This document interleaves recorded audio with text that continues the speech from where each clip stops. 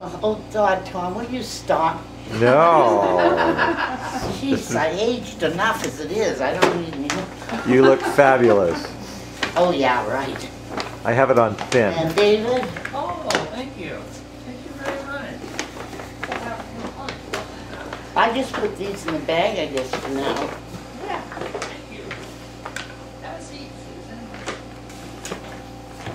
Oh, I'm so glad to be here so I can talk to you and leave. Oh, I missed you so much. We've had a horrible time over there in Arizona. Oh. Oh my God. Yesterday was pathetic. Let's see, what can I tell you? Oh, 2 days ago, starts out. I go to get in the car, because Tom, he's got to put his 2 cents in. And he grabbed, I told him, I said, hold those keys. I can't stand that beep, beep, beep, beep, beep, beep, beep when the door's open, you know, when the seatbelt's not on. Because I was out back putting his thing on the rack. Well, he touched it in the wrong place, and then it started, that darn horn. Beep, beep, beep. It got away the neighborhood. So anyway, I says, what did you do? He says, well, I says, touch it again, it'll go off. And so anyway, that was fine. I go to back out, and 2 green arrows light up on the dash. One this way and one the other way. And I thought, oh my God, what are we going to do? I don't know what to do with that. So anyway, I ended up driving down to Toy. I told him, I said, take and look in the book. Well, what do I look under? I said, oh my God, look under blinker, signal, anything. Well, I can't find anything. So we get down to Toyota, I pull into the bay there, and I says to the guy, I got 2 lighted green arrows on my dash. He says, oh, he says, that's that emergency thing. And he pushed a button and it went on. I don't know. Then you had to take the freeway down. Then I had to take, I'd never taken the freeway over there. I hate that place. But I had to take the freeway in order to get him there on time at the wound center. So I barreled down the freeway, and Tom says, what do you do? Fine, you should do freeway all the time. I said, I don't want to do freeway all the time. We have all these people from the Midwest who don't know how to drive in the winter here. And I have never blown my horn so much in my life. I never used to do that. But now, they don't know, understand that when the arrow turns green, it's supposed to go.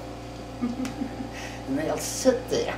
So I, and Tom said, don't do that. I said, I'm driving.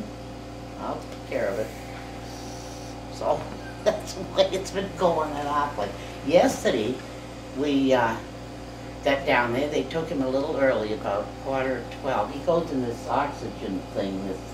It's like it looks like a coffin with a see-through top, and they lower him like they do with divers, you know, and it gives more oxygen to the blood and like that. Michael Jackson had one. Yeah, it's called hyperbaric oxygen.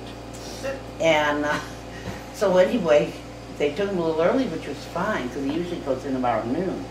But I forgot he had a podiatrist appointment in the same place at 2:30, and we were there. He went in there about 20 minutes at 12.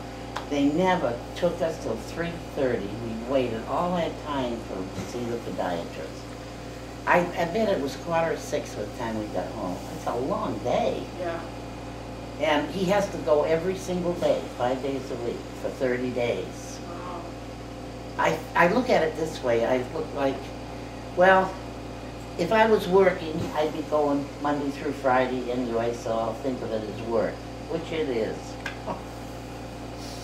But anyway, I don't know how your days are going.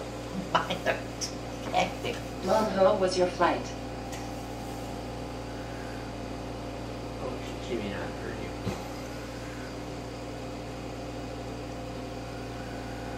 She asked, how was your flight? The flight was wonderful. I felt like a VIP. You won't believe this, but Nancy called. That's my husband's daughter. She and her husband are there today, and his son. They're having a garage sale, and I hate garage sales. And I thought, perfect, I'm going to be gone. I couldn't wait to get out of there. But anyway, the flight was great, and Nancy had called them, and last night. And God, when I got to the curb, the wheelchair was waiting for me. They put me in a wheelchair and took me all the way through the airport to the gate. That's very nice. Yeah. Well, then when I got to Burbank, she says, now, we have noticed that you might not be able to handle the steps coming out of the plane. So she said, you just sit here for a few minutes till people unload, and then we'll put you in the wheelchair thing that goes down. So I go out the other door. One door is the steps this way. I go out and I'm on this platform, and he just lowers me right to the ground. The guy's right there with the wheelchair. It's a forklift. Yeah, the forklift. They looked at me and said, boy, you need a forklift. That's a heavy cargo lift, right? Yeah. Yes. Thanks a lot. Actually, Mom actually was able to sneak a pair of handcuffs on board the airplane, and she's going to actually chain herself to the front of your house. Yeah, She's not going back to Arizona. And on the way up here, Tom called through. I couldn't get through on my cell phone to tell him that I had got here okay and everything. We were on our way, you know. And I says, Tom, if they call back, tell them you don't know who they're talking about, you know who the person is. Got the wrong place. So anyway. You will have to call and get an update on the yard sale, though. No, I don't care what they do with the garage sale. They can sell Tom too, as far as I'm concerned. Sell the whole thing. Well, he didn't answer the phone, so maybe they did.